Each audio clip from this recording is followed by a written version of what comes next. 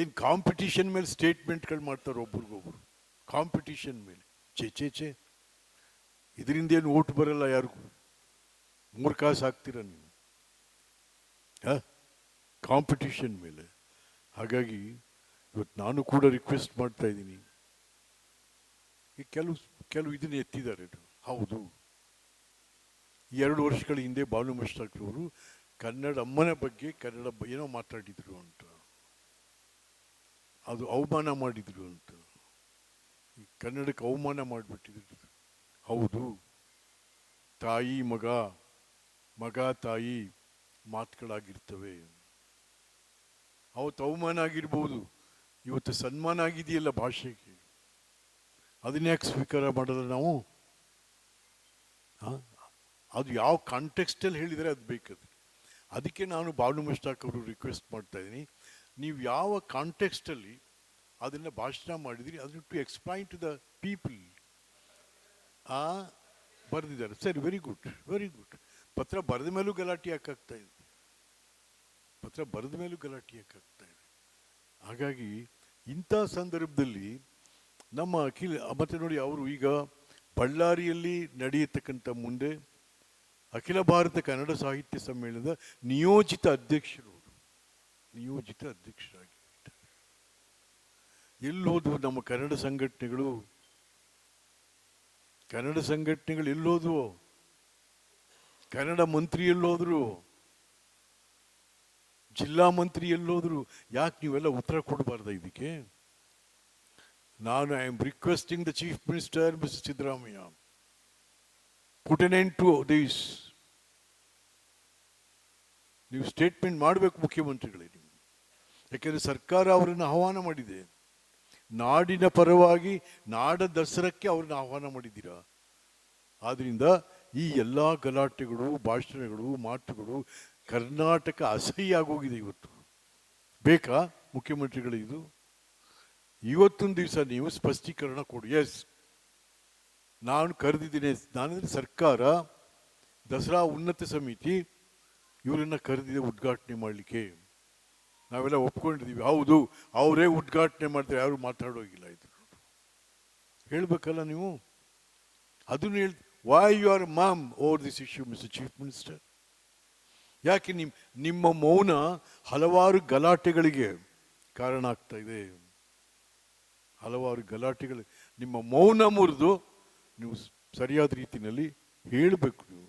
Otherwise ಒಂಥರ ಭಯದ ವಾತಾವರಣ ಶುರುವಾಗಿದೆ ರೀ ರಾಜ್ಯದಲ್ಲಿ. ಈ ಭಾಗದಲ್ಲಿ ಯಾವುದು ಶಾಂತಿ ಸುವ್ಯವಸ್ಥೆಗೆ ಹೆಸರಾದಂಥ ಮೈಸೂರಲ್ಲಿ ಇವತ್ತು ಭಯದ ವಾತಾವರಣ ಶುರುವಾಗಿದೆ ಅಂತಂದ್ರೆ ಏನ್ರಿ?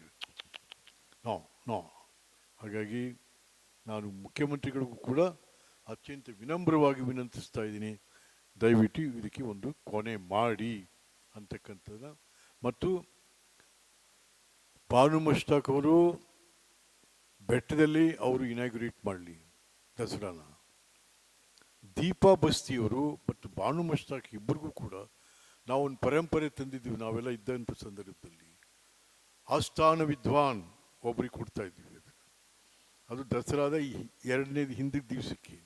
ಆದರೆ ಹಿಂದಿನ ದಿವಸಕ್ಕೆ ದೀಪಾ ಬಸ್ತಿಯವರು ಮತ್ತು ಬಾನು ಮಸ್ತಾಕ್ ಇಬ್ಬರನ್ನು ಕೂಡ ಅರಮನೆಯ ಮುಂಭಾಗದಲ್ಲಿ ಸನ್ಮಾನಿಸಿ, ಇಬ್ಬರನ್ನು ಕೂಡ ಒಟ್ಟಿಗೆ ಕೂರಿಸ್ಕೊಂಡು ಸನ್ಮಾನ ಮಾಡಿ, ಅವರಿಗೆ ಸನ್ಮಾನ ಮಾಡಿ, ಅವ್ರು ಏನೇನು ಅವರಿಗೆ ನಾವು ಫಲತಾಂಬೂಲದ ಜೊತೆಗೆ ಏನೇನು ಗೌರವ ಸಲ್ಲಿಸ್ಬೇಕು ಅದನ್ನು ಸರ್ಕಾರ ಮತ್ತು ಉನ್ನತ ಸಮಿತಿ ಅದನ್ನು ಮಾಡಲಿ ದಸರಾ ಅಂತಕ್ಕಂಥದ್ದನ್ನು ಕೂಡ ಅಲ್ಲಿಗೆ ಇವೆಲ್ಲ ಕೂಡ ಮುಗಿತವೆ ಅಂತಕ್ಕಂಥದ್ದನ್ನು ನಾನು ಮುಖ್ಯಮಂತ್ರಿಗಳು ಕೂಡ ನಾನು ವಿನಂತಿ ಮಾಡ್ತೀನಿ.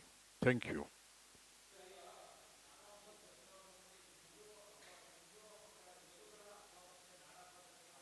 ಯಾವ ಹಿಂದೂಗಳ ಹಬ್ಬ? ನಾಡಹಬ್ಬ ಹಿಂದೂ ಮುಸ್ಲಿಂ ಕ್ರೈಸ್ಟ್ ಹೇಳಿಲ್ವೇನ್ರಿ ಕುವೆಂಪುರವರು ನಾಡಗೀತೆಯಲ್ಲಿ? ನಾಡಗೀತೆ ಹೇಳ್ತಾನೆ ಇರ್ತೀವಿ ನಾವು, ಕಿತಾಪತಿ ಮಾಡ್ತಾನೆ ಇರ್ತೀವಿ ನಾವು. ಹಾಗಾಗಿ ಎಲ್ಲೂ ಇಲ್ಲ ಇದು ಹಿಂದೂ ದಸರಾ, ಇದು ಮುಸ್ಲಿಂ ದಸರಾ ಅಲ್ಲ. ಹಿಂದೂ ದಸರಾ ಅನ್ನೋದು ತಪ್ಪು, ಮುಸ್ಲಿಂ ದಸರಾ ಅನ್ನೋದು ತಪ್ಪು. ಇದು ನಾಡ ಹಬ್ಬ.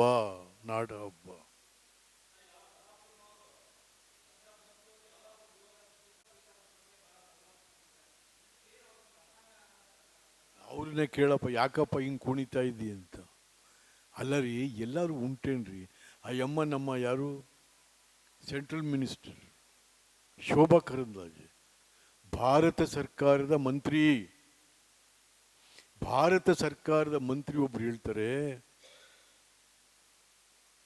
ನೀವು ಬೆಟ್ಟನ ಹತ್ತಬಾರ್ದು, ನಿಮ್ಮ ಪಾದ ಅದಕ್ಕೆ ಸ್ಪರ್ಶ ಆಗಬಾರ್ದು ಅಂತ. ನಿಮ್ಗೆ ಯಾರು ಬರ್ಕೊಟ್ಟವ್ರಮ್ಮ ಬೆಟ್ಟನ? ಶೋಭಾ, ನಿನ್ಗೆ ಯಾರು ಬರ್ಕೊಟ್ಟವ್ರೆ ಬೆಟ್ಟನ? ನಿಮ್ಗೇನು ಅಧಿಕಾರ ಇದೆಲ್ಲ ಹೇಳಲಿಕ್ಕೆ? ಯಾರು ಅಧಿಕಾರ ಕೊಟ್ಟವ್ರು ನಿಮಗೆಲ್ಲ? ನಿಮಗೆ ಪ್ರತಾಪ್ ಸಿಂಹ ಏನೇನು ಪ್ರಲಾಪ ಮಾಡ್ತಾ ಇದ್ದಿಲ್ಲ, ನಿಮ್ಗೆ ಯಾರು ಅಧಿಕಾರ ಕೊಟ್ಟವ್ರು ಇದಕ್ಕೆಲ್ಲ? ಪ್ರಭುತ್ವ, ನಾಡ ಪ್ರಭುತ್ವ ಇದು, ಜನರ ಪ್ರಭುತ್ವ ನಿಮ್ದಲ್ಲ ರೀ. ಯಾವುದೋ ಜಾತಿ ಧರ್ಮ ಪಂಥದ ದಸರಾ ಅಲ್ಲ ಇದು, ನಾಡ ದಸರಾ ಇದು ಹೆಸರು ಕೊಟ್ಟರು.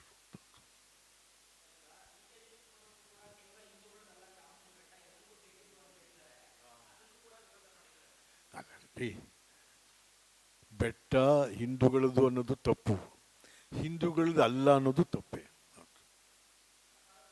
ಸರ್ಕಾರದ್ರಿ ಅಲ್ಲರೀಗ ಮುಜರಾಯಿ ಇಲಾಖೆ ಇದೆ, ಪ್ರವಾಸೋದ್ಯಮ ಇಲಾಖೆ ಇದೆ, ಕನ್ನಡ ಇಲಾಖೆ ಇದೆ, ಅದು ಒಟ್ಟಾರೆ ಸರ್ಕಾರ ಇದು.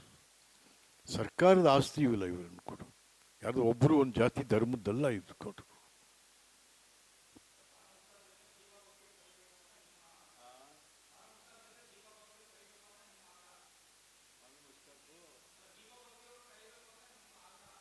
ಕರಿಬೇಕಾಗಿತ್ತು, ಕರಿಬೇಕು ಅನ್ನೋದ್ರಲ್ಲಿ ತಪ್ಪಿಲ್ಲ.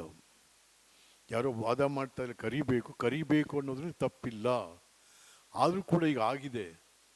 ಬಾನು ಮುಸ್ತಾಕ್ರವರು ಬೆಟ್ಟದ ಮೇಲೆ ಉದ್ಘಾಟನೆ ಮಾಡಿ ದಸರಾನ, ಅರಮನೆ ಮುಂದೆ ಕಾರ್ಯಕ್ರಮ ನಡೀತವೆ. ಈಗ ಆಸ್ಥಾನ್ ವಿದ್ವಾನ್ ಅಲ್ಲೇ ಕೊಡೋದು ನಾವು.